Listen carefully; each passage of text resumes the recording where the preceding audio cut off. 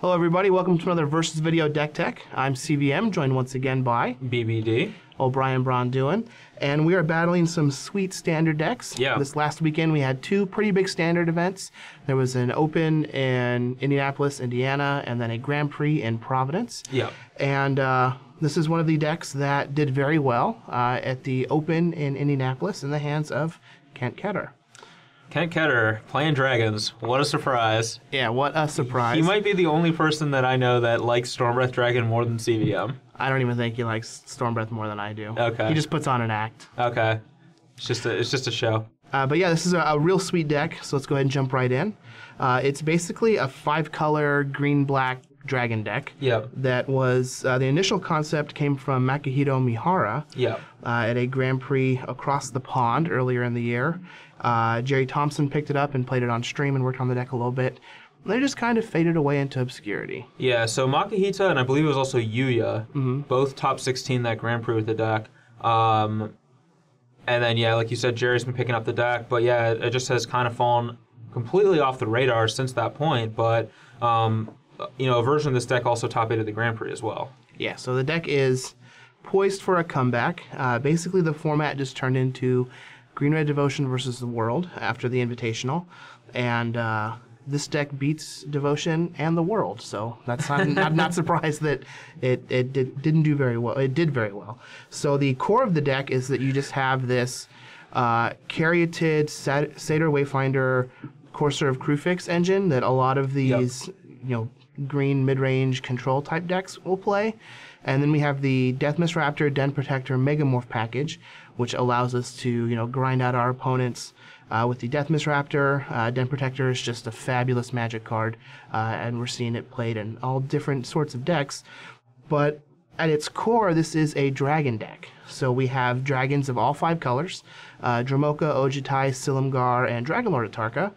And the most unique interaction in this deck is the fact that Satyr Wayfinder now can find us spells. Yeah. Because we have 4 Haven of the Spirit Dragon that we can find with Satyr Wayfinder, which also will conveniently put dragons into our graveyard that we can use Haven of the Spirit Dragon to get back, which just adds a complete new element to this type of deck that gives it a lot of longevity.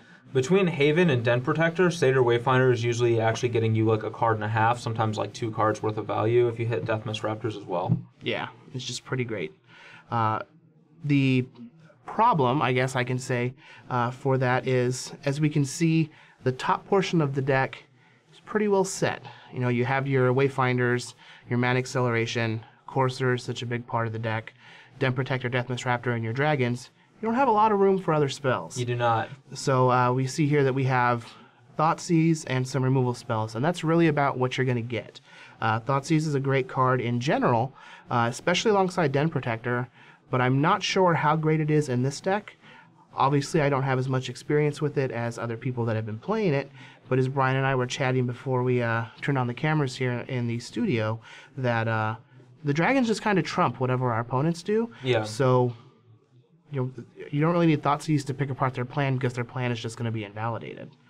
So I'm not sure how good Thoughtseize is, although Thoughtseize into Ojutai is still pretty good, just knowing if the coast is clear or not. That is true, yeah. I mean, Thoughtseize is just a very powerful card, just in general. So it's hard to say like Thoughtseize is bad. But yeah, I do kind of feel that maybe just playing more cheap removal spells to buy yourself time to get to these big dragons is where you want to be. Like stuff like Ultimate Price maybe comes to mind as something you might want to try, or you know, a second Foul Tongue or something like that. Yep, and then we have a couple Downfall just as a catch-all, 2 Murderous Cut to go alongside our Wayfinders, since we are kind of self-milling ourselves. A lot of times you can just cast it for 3 mana and it's still fine. So self-milling ourself, is that like ATM machine? It is. Is it one of those? Yeah. It's an ATM machine. Yeah. It's exactly what it is. And then we have a Foul Tongue Invocation, since we have a bunch of dragons. Might as well be able to kill our opponent's Ojutais and gain some life. From our mana base, you can see here is just absolutely beautiful. Yep. We have Havens, 3 Heaths, and a couple basics to fetch for them. And then some more tap lands with Palace, Temples, and Sandstep Citadel, and then just some more green-black lands. So at the core, this deck is just a green-black deck that's splashing white, blue, and red. So, you know, we have the majority of our mana base is going to be green-black. Haven puts in a lot of work in this deck. Yeah, I actually think this mana base looks really good. So we have predominantly blue, like Opulent Palaces are predominantly blue to go with our green-black. And that's going to help us cast like half Ojutai and Silumgar. And I think it's important that we have max Opulent Palace before any Sandstep Citadel because Windswept Heath can get us to plains. Yep. So we want to make sure that we have better access to blue sources. So I actually think that the mana base does look really good, to be completely honest. Yeah, it's kind of funny that we have like a green-black deck splashing 3 colors, but and 4 colorless lands in our deck, and the mana base looks great. Yeah, I mean, it's possible that Frontier Bivouac is like a one-of you want to play over like Temple of Deceit or something, but really I think that's just kind of splitting hairs. For sure. So I'm actually really excited to battle with this deck. It's a little different from my normal dragon fare since I do enjoy Stormbreath Dragon, but we do have a bunch of dragons and some sweet green cards to go along with them. But let's check out the sideboard and see what other options we have. Here we are with the sideboard for the 5-color Golgari dragons. And as we can see here, the reason for the Temple of Deceit and not a Frontier Bivouac is likely because the sideboard is just full of black spells. That is true, yeah. So we see here we have Ultimate Price, as aforementioned, 3 more Foul Tongue Invocations just to have a bunch of removal for when we need it. We do have 2 Duress as more hand disruption spells, primarily going to be used against like the Esper Dragons type deck or really anything with like Jeskai Ascendancy or Dig Through Time. Blue-black control. Yep. Is really where we're going to be using Duress. And then Drown in Sorrow, just a great card against like a Tarka Red. It's not even that bad against the Devotion deck, to be honest, especially when we're on the draw.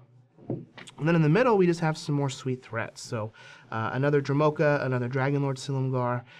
Then we have an Ugin, the Spirit Dragon, which is real sweet. Since we can find it, well, we can get it back with Haven when we mill it with our Den Protector. Or with our Satyr Wayfinder, but between Den Protector and Haven, bringing in one Ugin effectively gives us like 8 copies of the card once we can actually find it. Assuming we find it. Once we actually find it, which is pretty sweet. Yep.